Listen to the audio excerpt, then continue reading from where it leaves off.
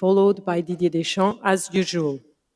Languages available today, in case you don't remember: Arabic, English, Francais, and Espanol. Please, as always, turn off your hotspot to make sure we have a proper interpretation. Photographers, we already discussed before, you can stay in the room, but please, after 5 minutes, stop shooting. I think protocol is completed. Please do not forget to tell the language you will ask the question, your name and organization, and stick to one question to make sure your colleagues can get a question as well. So we'll start now with the questions. Yes. Thank you. Bonjour Hugo, Jérémy Talbot. Good morning, Jérémy Talbot from AFP. Many of your teammates are sick. How are they? And is it tough to live with that sword of Damocles hanging over you just before the biggest match in your career? I haven't got any more news since last night because everyone was still in their rooms this morning when I got up for my breakfast, so I haven't seen anyone this morning. So I'm sure you'll get more information by our next training session. So on the virus, you're never really prepared for that type of thing. But we're trying to get ready for this match as well as we can.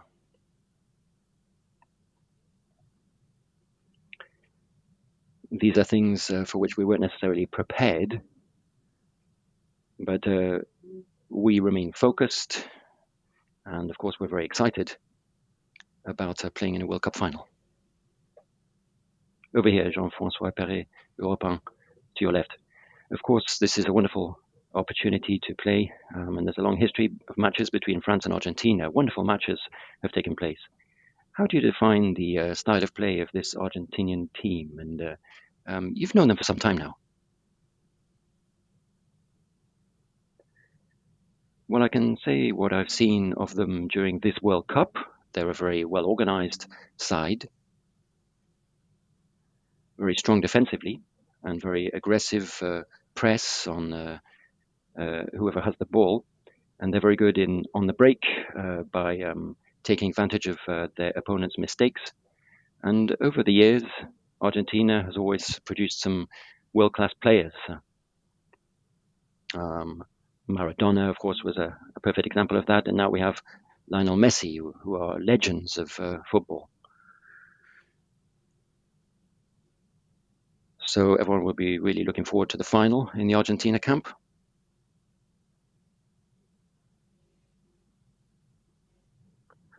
But for France, whoever you play in the World Cup final, it's going to be a tremendous occasion. And facing Argentina maybe makes that even more of an attractive proposition.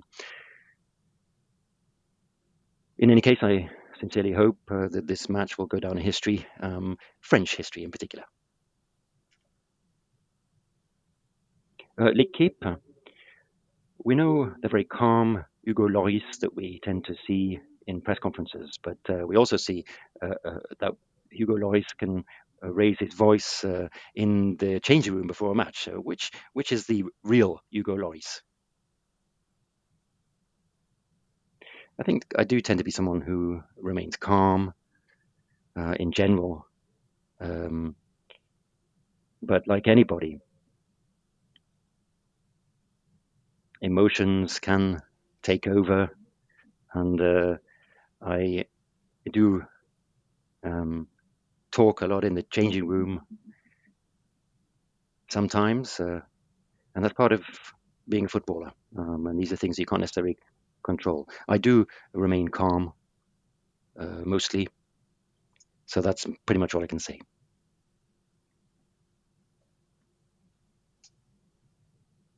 Good morning, Xavier, Radio France, to your left. We talk a lot about Messi, and everyone's talking about Messi. Do you get the feeling that you're playing against the rest of the world, who is really looking forward to Lionel Messi winning this World Cup? And apart from the French, not many people are supporting you. Well, so long as we have the support of our fans, and we know that the French people are behind us, then nothing else really matters. We started this World Cup with an objective to go as far as possible in the tournament. Very few believed in us at the outset, at the beginning of this adventure, but we're now in the final, 4 years after our last final, and we're going to pull out all the stops to try and win this game. Of course, we know what Lionel Messi means in the history of football. But this is a match between France and Argentina at the end of the day.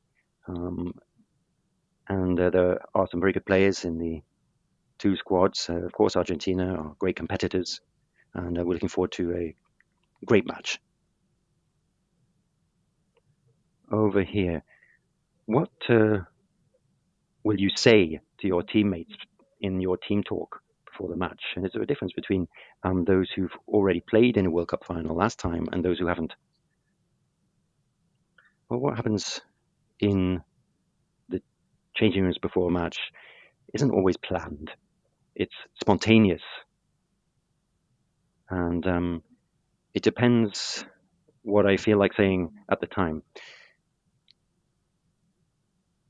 And as for the final 4 years ago, the context was very different. The opponent was very different.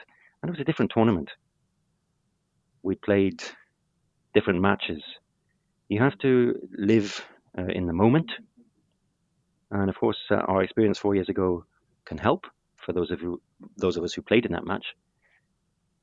But I think tomorrow's game is something totally different. We are looking forward to marking the history books in our own way, our players, our staff. We've already achieved a great deal in this tournament, but we're looking forward to going further. Of course, the last match is the most difficult one, and you have to be ready in all respects. Good morning, Hugo Marcelo Correge, here from TV Globo, Brazil, over here.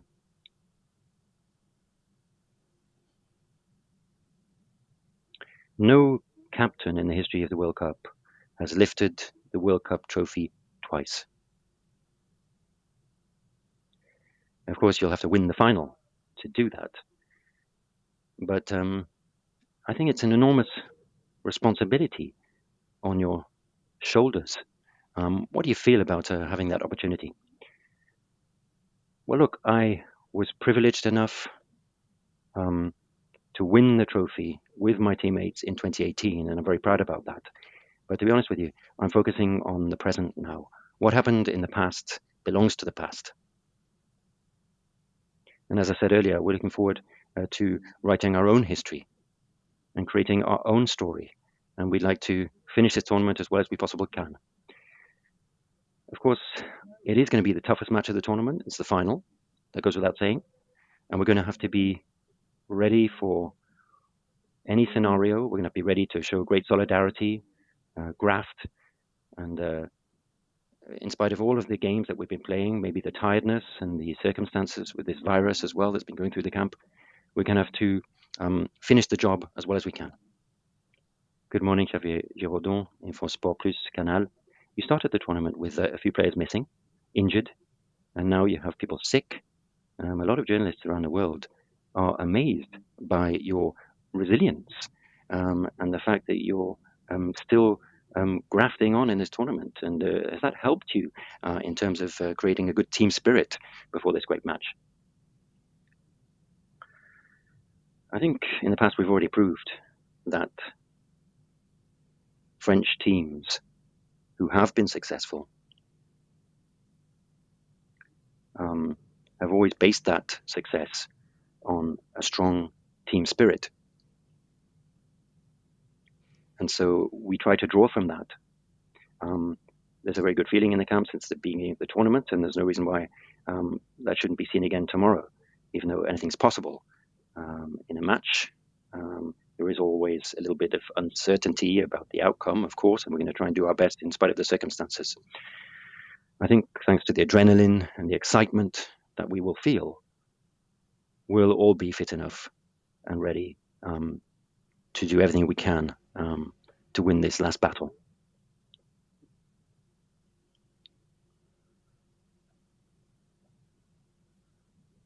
Hugo Sports. Pablo Fernandez, Tivo Sports.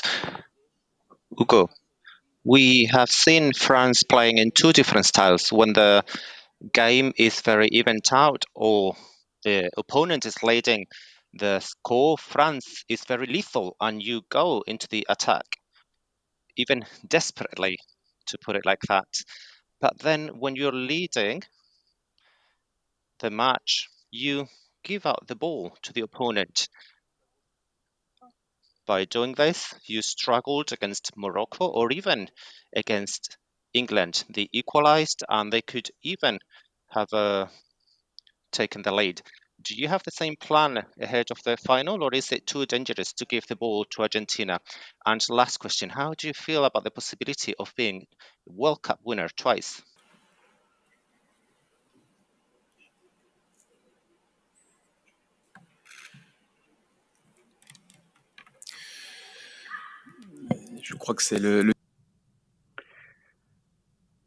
I think in a World Cup, you need to be ready to play defensively as well at times and manage to get through those tough challenges in a match. You have to adapt. We're facing world-class teams, and that was true against Morocco and against England. And I thought in the second half we dropped back too much, personally. But that was also due to a good performance by the Moroccans. And in the match tomorrow, of course, we're going to be trying to respect our game plan. We're still looking at the team formation and how to prepare for tomorrow's game. Of course, things always happen in a match for which you're not necessarily prepared. And that's where you need to show a good team spirit. And you also need to have that feeling of pulling out all of the stops and digging deep at those tough moments in a match. And yes, it's true that we're good on the break, on the counter-attack, because we have some very quick players in attack. But really, it depends on the game. And we are very good as a team because we know how to adapt to different scenarios. Hi, Hugo, in the back here, on to your right. Hello. Isaac Fannin, BBC in English. Obviously, before the game, the storyline is going to be about Lionel Messi, with it being his final match in international football. How do you, as a leader, we've seen France using their experience perhaps to kind of get to this final. How do you, as a leader in the squad, prepare the team to maybe not look into the storyline of Messi's final match, and if he wins this, he goes out as a legend? How do you prepare the team and the younger players ahead of this game?